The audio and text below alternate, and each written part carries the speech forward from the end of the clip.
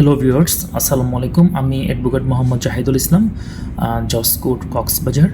আমি আজকে যে কন্টেন্ট নিয়ে আলোচনা করব সেটা হচ্ছে বার কাউন্সিল পরীক্ষার প্রিপারেশন, অর্থাৎ অ্যাডভোকেটশিপ পরীক্ষার প্রিপারেশন নিয়ে আমি আজকে আলোচনা করব। অ্যাকচুয়ালি আমি নিজে কীভাবে প্রিপারেশন নিয়েছিলাম আমি সেই বিষয়গুলো আপনাদেরকে বলবো। আমি কীভাবে প্রিপারেশন আমি নিজে নিয়েছিলাম এই বিষয়টা আমি আলোচনা করব। তো আমি প্রথমে যেটা করেছিলাম সেটা হচ্ছে একটা গাইড বই, বাজারে অনেকগুলো গাইড বই আছে। সেটা হচ্ছে আমি কয়েকটা বলতে পারি, সেটা আইন পাঠ হতে পারে, এরপর হচ্ছে মিনি ল স্কুলে একটা বই বের করে এমসিকিউর জন্য, ওটা হতে পারে, বা অপটিমাম হতে পারে, বা আরও অনেকগুলো বই আছে। তো যে কোনো একটা বই আপনারা নিতে পারেন। আমি ব্যক্তিগতভাবে নিয়েছিলাম সেটা হচ্ছে আইন পাঠ। আমি আইন পাঠের প্রথমে একটা ওরা কতগুলো সেকশন দেয়, মানে বোল্টেজ সেকশন, যেগুলো কমন সেকশন হিসেবে ধরা হয়। এটা কভার পেজের 2-1 পেজ পরে এই সেকশনগুলো থাকে ওদের চ্যাপ্টার শুরু হওয়ার আগে। ওই সেকশনগুলো আমি আমার বিআরএক্টের মধ্যে মার্কিং করেছিলাম। মার্কিং করার পরে ওই সেকশনগুলো আমি ওই সেকশনগুলো আমি বিআরএক্ট থেকে পড়ার পর এরপর আইন পাঠ থেকে আমি ব্যাখ্যাটা পড়েছিলাম এবং আইন পাঠের কোয়েশ্চেনগুলো সলভ করে ওই কোয়েশ্চেনের অপশনের মধ্যে যে ব্যাখ্যাটা থাকে ওটা আমি পড়েছিলাম।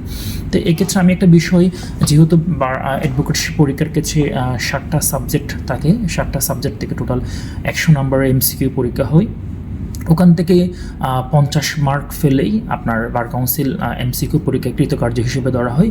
তো আমি প্রথমে যেটা প্রেফার করব সেটা হচ্ছে 40 মার্কিংয়ের যে মাইনর অ্যাক্টস, 40 মার্কিংয়ের যে বই যেগুলো আছে সেটা হচ্ছে এভিডেন্স অ্যাক্ট, এরপর হচ্ছে SR act, limitation, bar council. এই 4টা বই থেকে 40 নাম্বারের এমসিকিউ পরীক্ষা আসে। আর হচ্ছে ওদিকে প্যানাল কোড থেকে 20 নম্বর, কোড অফ ক্রিমিনাল প্রসিজার থেকে 20 নম্বর, এরপর হচ্ছে কোড অফ সিভিল প্রসিজার থেকে 20 নম্বর, টোটাল 60 নম্বর ওদিকে। আর এদিকে 40 নম্বর, টোটাল 100 নম্বর এমসিকিউ অ্যাডভোকেটশিপ পরীক্ষায় প্রাথমিকভাবে নেওয়া হয়। এরপর হচ্ছে রিটেন, এরপর হচ্ছে ভাইভা।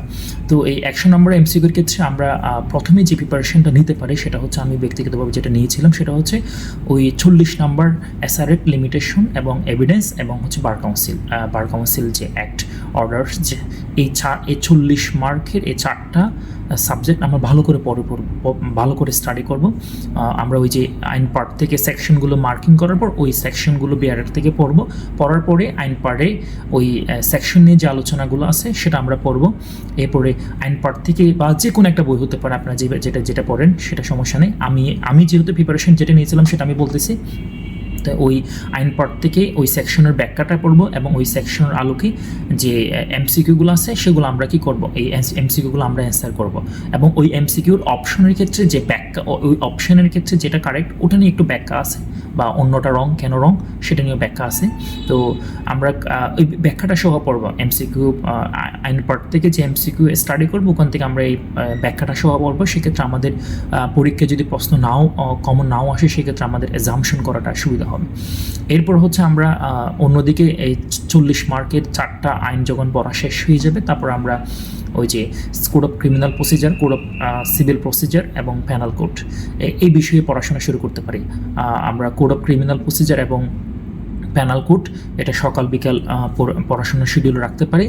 তো সেম আইন পার্ট থেকে প্রথমে যে কোয়েশ্চেনের যে কমন যে ওরা চার্ট যেটা ওখান থেকে আমরা কোড অফ ক্রিমিনাল প্রসিজারের কমন সেকশনগুলো বিআরএক্টে মার্কিং করার পর ওটা আমরা একটু কষ্ট হবে বিআরএক্ট থেকে পড়লে, তবু আমরা প্রাথমিকভাবে বিআরএক্ট থেকে ওই সেকশনটা একটু স্টাডি করে, না বুঝলেও স্টাডি করবেন।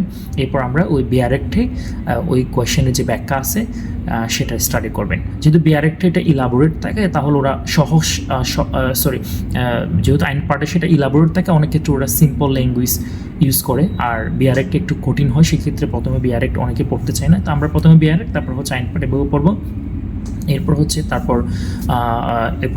কোড অফ সিভিল প্রসিজারের ক্ষেত্রে তো অনেকগুলো অর্ডার আছে, এরপর হচ্ছে সেকশন আছে। তো এটা আমরা মোটামুটি আমরা প্রেশার দিব না, অর্থাৎ এতগুলো অর্ডার কীভাবে পড়বো, এতগুলো সেকশন কীভাবে পড়বো এরকম না করে আমরা ডেইলি একটা রুটিন রাখবো। আমরা সকালে একটা সেশন দিব পড়াশোনা, বিকালে একটা সেশন দিব। তো সেক্ষেত্রে 2টা সেশনের মধ্যে যতটুকু কভার করতে পারি অতটুকু। যদি অর্ডারগুলো আপাতত দৃষ্টিতে বেশি কঠিন মনে হয় তাহলে আমরা সেকশনগুলো কভার করার পরে আমরা কিছু অর্ডার 9 আছে, অর্ডার 7, অর্ডার 6, অর্ডার 8 এরকম কিছু অর্ডার কমন আছে, ওই অর্ডারগুলো পড়বো। মানে অতগুলো অর্ডার যদি আমাদের কমপ্লেক্স মনে হয়।